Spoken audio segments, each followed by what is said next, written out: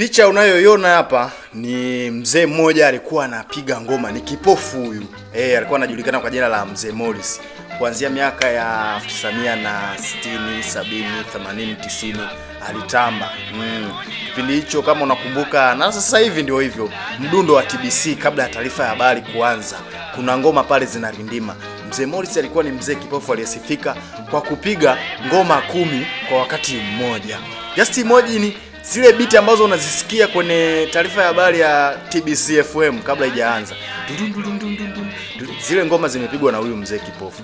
Na kuna baadhi ya vitu ambavyo waliweza kuvifanya vikaacha alama. Nakumbuka katika historia ya mwaka 1970 kulifanyika maonyesho makubwa nchini Japani, maonyesho ya biashara ambayo yalifanyika katika mji wa Tokyo. Wasanii mbalimbali kina Mbaraka Mushe walienda, Awada International walienda, wanachuo kikuu kutoka, kuna bendi moja ilikuwa chuo kikuu pale Elizim walienda, wana midimu wazee wa kucheza na nyoka.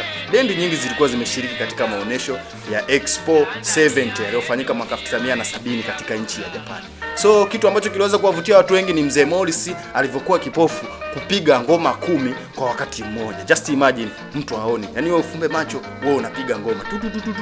Is it possible? Hiyo ilikuwa ni possible kwa Mzee Morris. Kwa hiyo katika historia ya muziki Tanzania tuliweza kubarikiwa vipaji vikubwa sana. Ilikuwa ni pamoja kati ya huyu mzee anaitwa Mzee Morris ambaye alifariki dunia. So ukisikiliza vizuri mdundo wa TBC, zile ngoma zilikuwa zinapigwa zinalindima, zilikuwa ni ngoma zilizopigwa mikononi mwa Mzee Morris.